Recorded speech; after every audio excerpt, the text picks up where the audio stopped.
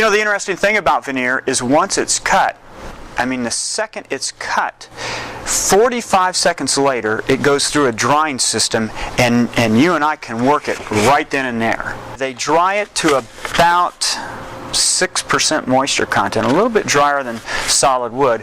And with veneer, because they've dried it so dry,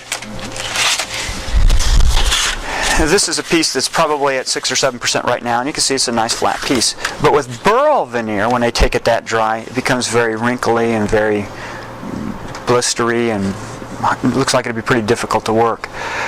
Burls have a tendency, because they really don't have a defined grain, to really dry beyond the 5, 6, 7% that they want them at. This particular piece here probably right now is in the neighborhood of 3 or 4% moisture content. And what happens when it gets to be that dry, when veneer is that dry, it becomes very, very brittle, and it just shatters on you. And obviously we can't work it when it's that brittle. At the same time, so we don't want it to get too dry when we handle it ourselves. And you could do that by rehydrating it. I'll talk about that just real quick in a second. At the same time, we don't want it to get too wet. If veneer gets wet, it will mold. And with hardwood, when it gets wet and molds, you just send it to the planer and plane it off. But here, a little bit of mold on this side will contaminate all the way through to this side. So it'll completely ruin the piece of veneer. So too dry, it becomes brittly.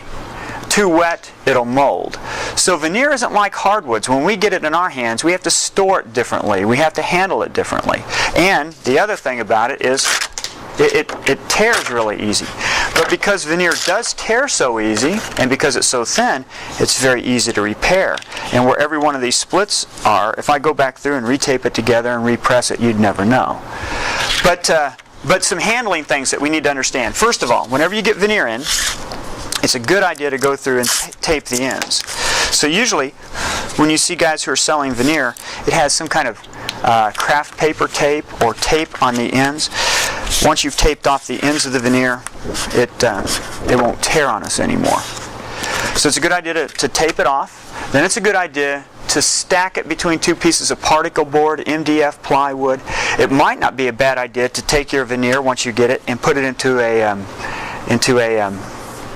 plastic bag, and then seal off the plastic bag. That'll keep it at a consistent, assuming that it's not a rainy, moist day, because then we'll trap in moisture. But it's a good idea to put it into a Ziploc bag or close it up somehow, put it between two pieces of particle board, and put some weight on it while you store it. If by chance it dries out too much, it can still be saved. If it molds, it can't. How can we save it?